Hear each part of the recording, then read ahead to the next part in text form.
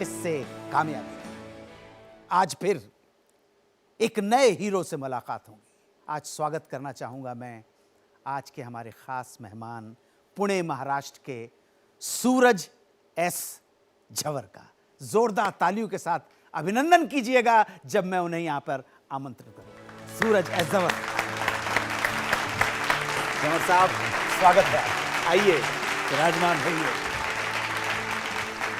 एक हमारे दर्शकों को एक छोटा सा ऑडियो विजुअल दिखा दूं आपके बारे में।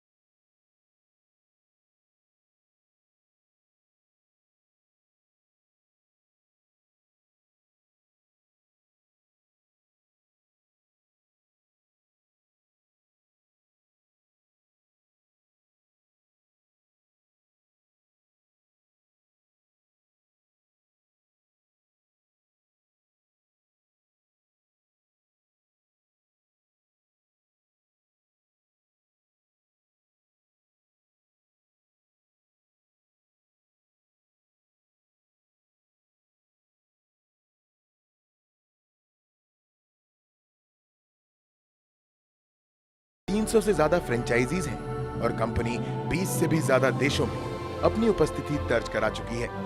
कंपनी का टर्नओवर 1.5 करोड़ रुपए से बढ़कर 33 करोड़ रुपए सालाना हो गया है। ये बिजनेस करने की प्रेरणा, इंस्पिरेशन कहाँ से मिली और इतनी कम उम्र में इतना कुछ पा गया? कोई भी चीज़ में जब होता है तो आदमी ये सोचता है कि खुद का कुछ तो करे। मेरा एक्चुअली जो फैमिली था, it was completely business family.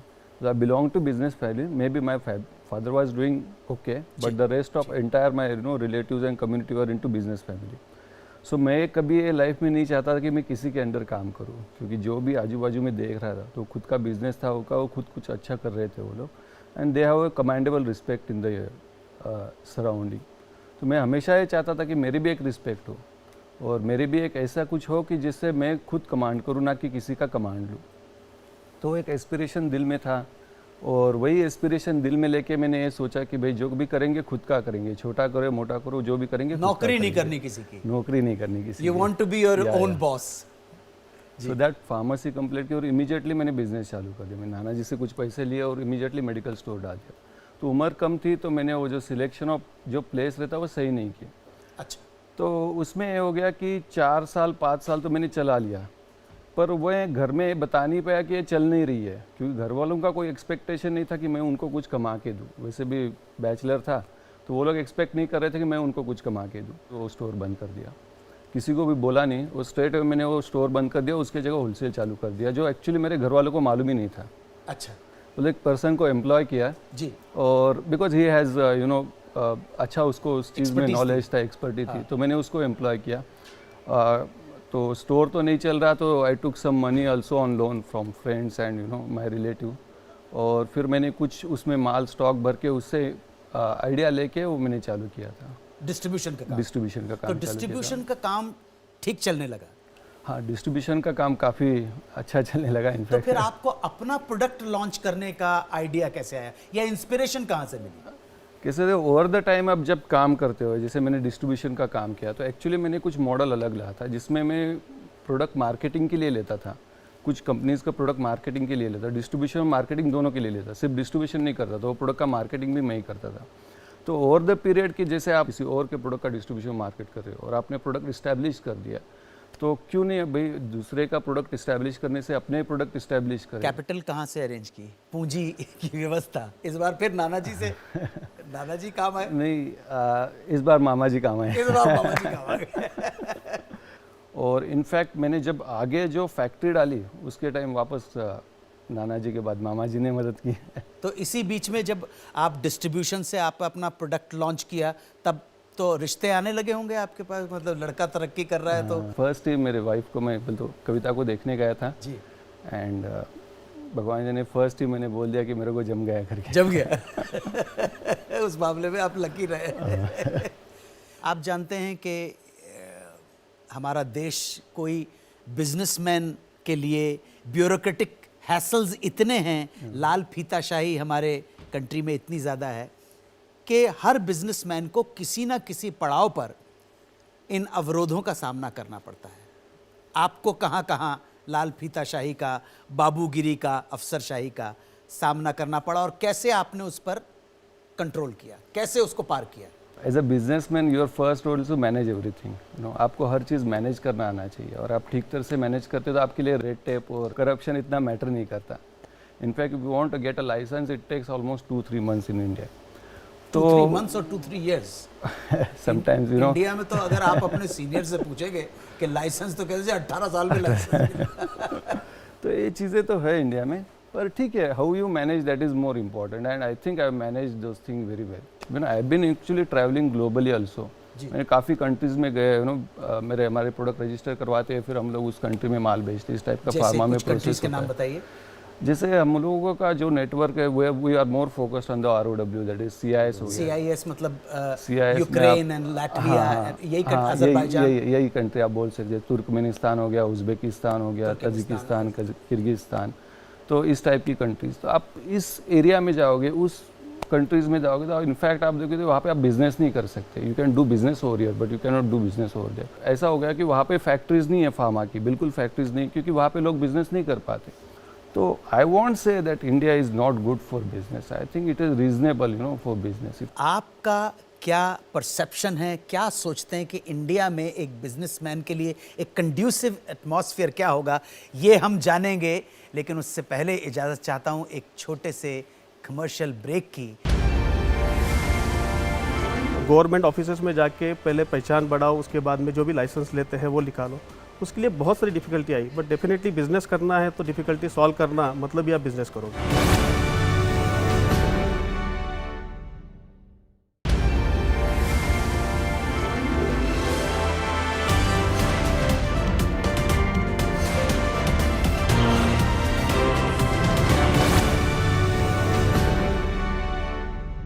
Welcome back to Reliance commercial finance, किस्से कामयाबी के। आज कामयाबी के किस्से या सफलता की दास्तान में मुख्य हीरो हमारे हैं, मुख्य नायक हैं, जो न जाने कितने लोगों की प्रेरणा के स्रोत हैं। वो हैं पुणे महाराष्ट्र के श्री सूरज एस झंवर। एक बार फिर से आपका स्वागत करता हूं। Thank you. आपने कहा कि आपकी सफलता में नाना जी का सहयोग है, आपकी सफलता में मामा जी का सहयोग है। बहुत बड़ी बात है कि इन ऊंचाइयों पे पहुंचने के बाद भी आप जिन्होंने आपका साथ दिया उन्हें भूले नहीं हैं। एक और व्यक्ति हैं जो आपके बड़े भाई हैं, उनका भी सहयोग है। उन्होंने जबकि आपको बहुत बाद में ज्वाइन किया, लेकिन मैं बहुत पुरअखलाक तरीके से उनको यहाँ आमंत्रित करता हूँ। Ladies and gentleman, please welcome Shri Pankaj Jhanwar. जोरदार ताली। पंकज जी, हार्दिक स्वागत है। आइए। आपके बारे में इतना पता है कि आप इंजीनियरिंग के हैं, छोटे भाई आपके फार्मासिस्ट हैं। ये इंजीनियरिंग और फार्मासिस्ट आपने इन्हें ज्वाइन किया बहुत लेटर स्टेज पे। क्या कारण थे, क्या सोच हुई कि ज्वाइन करना है? मैंने इंजीनियरिंग ख़त्म करने के बाद में अच्छा जॉब किया था BRC में, भाभा एटॉमिक रिसर्च सेंटर में। उसके बाद में मैं सॉफ्टवेयर में भी जॉब किया था। बट जब मैंने देखा कि सूरज ने जिस जिद से अपना बिज़नेस आगे बढ़ाया है और वो आगे लेके जाना चाहता है, उस जिद को आगे कंप्लीट करने के लिए या विज़न को कंप्लीट करने के लिए डेफिनेटली उसको ज़रूरत थी कि कोई मैन्युफैक्चरिंग प्लांट जो उत्तरांचल में हम लोग ले रहे थे उसको अच्छी तरह से सेटअप करे, और उसके लिए डेफिनेटली एक इंजीनियरिंग माइंड या इंजीनियरिंग मैनेजमेंट जो लगता है उसकी ज़रूरत क्लियर कट ध्यान में आ रही थी। तो मैंने यही सोचा कि अभी जो जॉब कर ही रहे हैं, इससे अच्छा क्यों नहीं अपने भाई के साथ जुड़ जाए कि जो ऑलरेडी इतना अच्छा बड़ा विज़न लेके चल रहा है। तो विज़न को कंप्लीट करने के लिए मैंने उसको ज्वाइन किया। तो उत्तरांचल में क्या प्रॉब्लम्स आई और कैसे उनको सॉल्व किया? डेफिनेटली पुणे में रह के उत्तरांचल में जाके प्लांट सेटअप करना ये डेफिनेटली एक बड़ा काम है, क्योंकि आप एक तो रिमोट जगह पे जाना वाले हो, लोगों को मैनेज करना रिमोटली, गवर्नमेंट ऑफिसेज में जाके पहले पहचान बढ़ाओ, उसके बाद में जो भी लाइसेंस लेते हैं वो निकालो। उसके लिए बहुत सारी difficulty I, but definitely business करना है तो डिफ़िकल्टी सॉल्व करना मतलब ही आप बिजनेस करोगे। तो एक जेन्युइन क्वेश्चन पूछ रहा हूँ, एक लियाजों की ज़रूरत पड़ती है, वो करेक्ट लियाजों ढूंढना भी अपने आप में बहुत बड़ा चैलेंज है, उससे आप कैसे निपटते हैं? आप बहुत सारे लोगों से इंटरेक्ट करते हैं और इंटरेक्ट करते वक्त आप उनके साथ में जितना ज़्यादा टाइम स्टार्ट में अगर बिताते तो आप सीखते हो कि भाई उसकी क्वालिटी कैसे है, वो क्या करता है, कितना जेन्युइन है, क्योंकि आप जब तक टाइम नहीं उनके साथ स्पेंड करोगे तब तक आपको पता नहीं चलेगा। और इसी से हमको या एटलीस्ट मेरे को पता चला कि भाई ये कुछ लोग हैं जो अपने को हेल्प कर सकते हैं, आगे लेके जा सकते हैं, और वो वहाँ पे हुआ। और सरकार की तरफ से कुछ आपको मदद मिली वहाँ पर? नहीं, सरकार की तरफ से तो वहाँ पे एक्साइज बेनिफिट था, वो मेन कंटिन्यू हुआ जी। बाकी बेसिक बेनिफिट्स वहाँ पे मिले in terms of setting up the industry, जो भी लगता है बेसिक हेल्प मिली। जहाँ तक नीचे के लोगों से बात करते हैं तब तक ये बहुत सारे प्रॉब्लम सॉल्व नहीं होते हैं, बट जब आप खुद जाके कोई भी ऊपर के ऑफिसर के साथ में खुद होकर बात करें और ये उनको बताया कि भाई हम लोग यहाँ पे बिजनेस करने के लिए आए हैं, जिसके कारण यहाँ के लोगों को रोज़गार मिलेगा, काम मिलने वाला है, उससे उनका भी और हमारा भी बेनिफिट होगा, तो वो समझाने के बाद में मेरे ख्याल से बहुत सारे प्रॉब्लम आपके सॉल्व हो जाते हैं। ब्रेक में जाने से पहले याद है मैंने आपको हिंट दिया था उस सवाल का कि कैसा चाहते हैं आप सेटअप, कैसा चाहते हैं ब्यूरोक्रेसी की वो विंडोज़ एक बिजनेसमैन के पॉइंट ऑफ व्यू से, जहां एक नए उद्यमी को मुश्किलात का सामना ना करना पड़े। नहीं, डेफिनेटली उसके अंदर single window system plus digitisation अगर पूरा कर सके वो, कि जिसके कारण जो भी इन्फॉर्मेशन चाहिए वो क्लिक ऑफ बटन, जैसे गूगल पे आप जिसका भी नाम लिखो इमीडिएटली इन्फॉर्मेशन है, तो वो इन्फॉर्मेशन क्लिक ऑफ बटन मिल जाए तो ब्यूरोक्रेसी बहुत जल्दी खत्म हो सकती है। डिजिटाइजेशन होना चाहिए एंड देन सिंगल विंडो। आभार व्यक्त करता हूं मैं पंकज जी का। Thank you very much for being with us. Thank you sir, thank you, बहुत धन्यवाद आपका, थैंक यू। मेहरबान दोस्तों, it's time for a short commercial break. ये बहुत इंपॉर्टेंट एक चीज़ है, बहुत महत्वपूर्ण चीज़ है। ये एक आईना की तरह है जो एक अनबायस्ड, निष्पक्ष दृष्टिकोण देता है।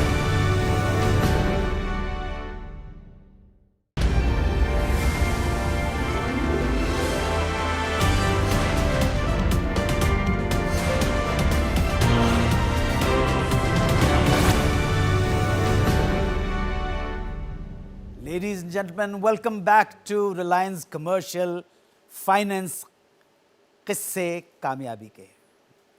और अब समय है उन्हें बुलाने का जो हमारे कार्यक्रम के एक्सपर्ट हैं, एडवाइज़र हैं, विशेष अतिथि हैं।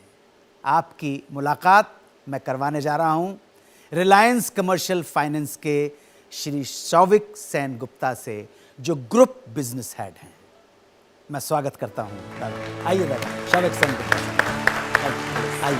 Thank you very much. Pankaj ji हमारे एडवाइज़र हैं, एक्सपर्ट हैं। ये जो एसएमईज होती हैं उनके लिए क्रेडिट रेटिंग क्या होती है, इसके ऊपर प्रकाश डालें तो। क्रेडिट रेटिंग जो है, जैसे सूरज जी का एसएमई जो है धीरे धीरे बढ़ रही है और आगे बढ़ रही है, पर और आगे बढ़ने के लिए जो क्रेडिट रेटिंग है ये बहुत इंपॉर्टेंट एक चीज़ है, बहुत महत्वपूर्ण चीज़ है। ये एक आईना की तरह है। जैसे कि आपका शरीर है, तो आपको शरीर को जानकारी, शरीर में क्या प्रॉब्लम है नहीं है जानकारी के लिए एक डॉक्टर के पास आप जाते हैं डायग्नोस्टिक रिपोर्ट लेने के लिए, वो एक्सपर्ट है, वो बता पाएंगे। तो वैसे ही क्रेडिट एजेंसीज जो होते हैं वो आपके बिजनेस को चारों तरफ से वेरियस एंगल से देखते हैं, जैसे कि इंडस्ट्री रिस्क क्या हुआ, मैनेजमेंट रिस्क क्या हुआ, वो जो बिजनेस कर रहे हैं, जैसे इन्होंने फार्मासिस्ट है और क्या क्या रिस्क हो सकते हैं, एनवायरमेंटल रिस्क क्या हो सकते हैं, इस पे एक अनबायस्ड ओपिनियन देते हैं। और आज की डेट में भारत में काफ़ी बड़े बड़े रेटिंग एजेंसीज है, जैसे कि क्रिसिल हुआ, इकरा हुआ, सुमेरा हुआ, केयर हुआ, ये लोग सब एक्सपर्ट्स हैं ये रेटिंग करने को। और ये रेटिंग जब वो करते हैं तो सारे एस्पेक्ट्स एक साथ देख के जब रेटिंग करते हैं और ये रेटिंग रिपोर्ट वो पब्लिश करते हैं। ओके। और ये रेटिंग पब्लिश करने के बाद ये रेटिंग आप अगर फाइनेंसर के पास या बैंकर के पास लेके जाते हो, उनको भी मिलता है काफ़ी सारे इनपुट्स जिससे वो अप्रेजल कर सके, उस प्रोजेक्ट को अंडरराइट कर सके। और रेटिंग बेनिफिट भी रेट पे, कमर्शियल्स पे भी बेनिफिट मिलते हैं, 25 पैसा 50 पैसा, काफ़ी बैंक कम देते हैं जब उसका rating A+, B various categories है। तो ये रेटिंग जो है एक बिजनेस का इंटरनल अंडरस्टैंडिंग के लिए बहुत इंपॉर्टेंट चीज़ है। इनिशियल अच्छी क्रेडिट रेटिंग के लिए किन किन चीज़ों का ध्यान रखना चाहिए? व्हाट आर द बेसिक और एसेंशियल प्री रिक्विजिट्स जी। सर देखिए, प्री रिक्विजिट्स अगर आप पूछे तो एक तो मैनेजमेंट कौन है, क्या बिजनेस कर रहे हैं, मैनेजमेंट के पीछे कौन है, वो देखना बहुत इंपॉर्टेंट है। एक फाइनेंशियल रिस्क, फाइनेंशियल मैनेजमेंट जो है, बुक्स ऑफ अकाउंट्स कितना क्लीन है, कितना आप डिस्क्लोज कर रहे हो, आप रिटर्न्स प्रॉपर्ली टाइमली फाइल कर रहे हो नहीं कर रहे हो, स्टैट्यूटरी पेमेंट्स आप कर रहे हो नहीं कर रहे हो, वो इंपॉर्टेंट है। जी। इन्वायरमेंटल रिस्क देखना इंपॉर्टेंट है। सो ऐसे काफ़ी सारे 4-5 चीज़ों हैं जो देख के एक बिजनेस की हेल्थ का पता चलता है। It's like a progress health report. Rating report is like a health report. Okay, तो हेल्थ के लिए जो जो जरूरी है वो आपको क्रेडिट रेटिंग के लिए उस तरह की चीजें बिल्कुल submit करनी करनी पड़ेगी। थैंक यू बिल्कुल। शौविक सर गुप्ता साहब, Thank you so thank you much. So much, Thank you thank so you much. So much sir, Thank you so thank you. much. मेरे दोस्तों, आपने जाना कि क्रेडिट रेटिंग क्या होती है और किस तरह से ये आपके बिजनेस के लिए बहुत इंपॉर्टेंट है। वक्त हो चला है आपसे विदा लेने का। तुम उन्नति के पथ पर बढ़ते रहो अग्रसर, हम संभव हुआ तो रास्ते में फिर मिलेंगे। Thank you very much for being with us. Thank you very much sir, thank you so much, thank you sir, thank you.